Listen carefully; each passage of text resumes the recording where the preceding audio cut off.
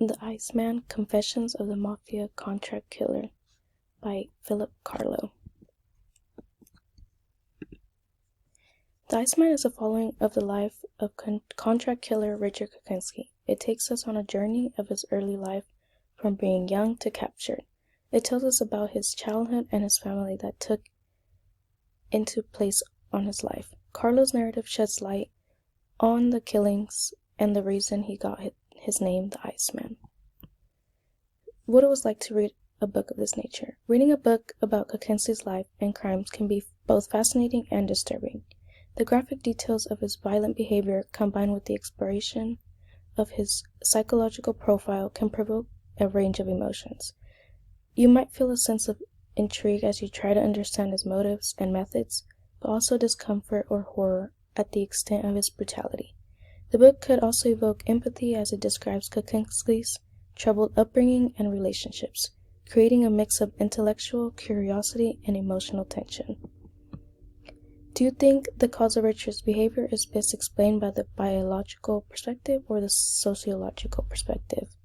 Or do you think it could be a combination of both?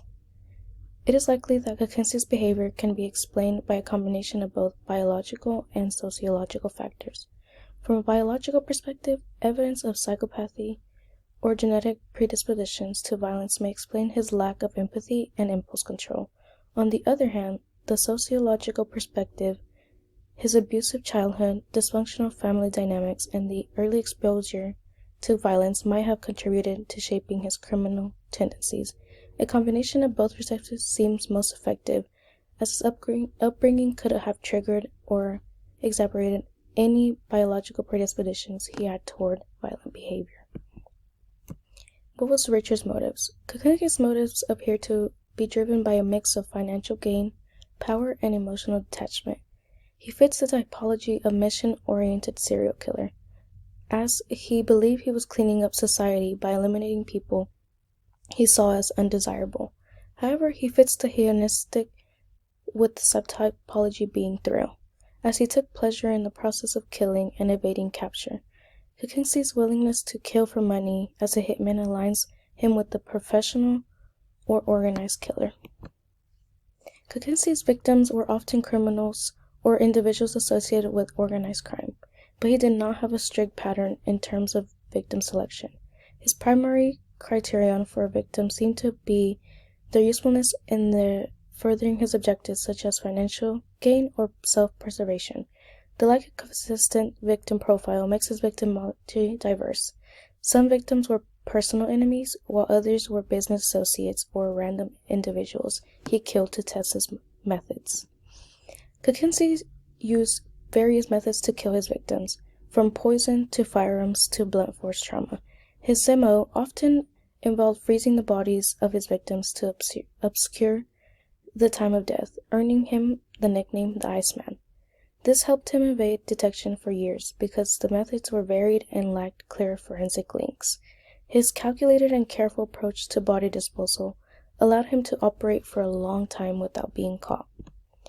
Kokinski is best described as an organized killer. He meticulously planned his crimes, often taking great care to cover his tracks, change his methods, and hide evidence, which are hallmarks of organized behavior. His ability to live a double life, one as a family man and another as a ruthless killer, further supports the view of him as an organized killer.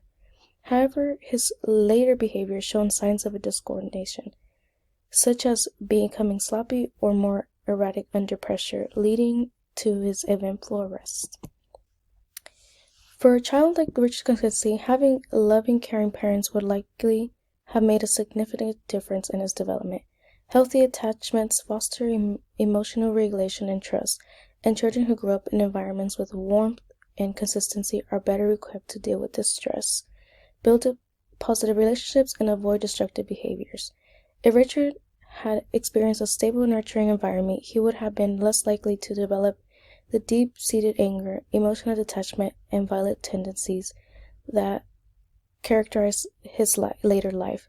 In Kokinski's case, his upbringing was marked by severe abuse, neglect, which likely led to insecure attachments. His father was physically abusive and his mother was emotionally cold, which had made it difficult for him to trust or develop empathy. This lack of secure attachment might have contributed to his inability to form social bonds and his inclination towards antisocial behavior. Richard Kuklinski's expression for love for his children, despite his violent behavior, presents a complex psychological contradiction. He came to love his children, but his inability to leave his criminal life and the abuse he inflicted on their mother created an environment that was harmful to them both emotionally and psychologically. This raises important questions about what love means in such a context. So, from one perspective, it is possible that Kuklinski did experience feelings of love for his children. Many people who engage in harmful behaviors may still have genuine emotional attachments. He might have wanted the best for his children in certain ways, but his understanding of love could have been deeply flawed due to his own traumatic upbringing. Richard Kuklinski's decision to not kill his father despite expressing that he wished he had likely stems from a complex mixture of psychological, emotional, and practical factors. His father, Stanley Kuklinski, was extremely abusive, and Richard Kuklinski's hatred for him was deeply rooted in the traumatic experiences of his childhood. However, several reasons may explain why Richard never acted on this desire. As a child, Richard was subject to his father's violent control, and even as he grew older and more powerful, those early feelings of helplessness and fear could have lingered. His father had represented an authority figure who had such a deep psychological hold on him that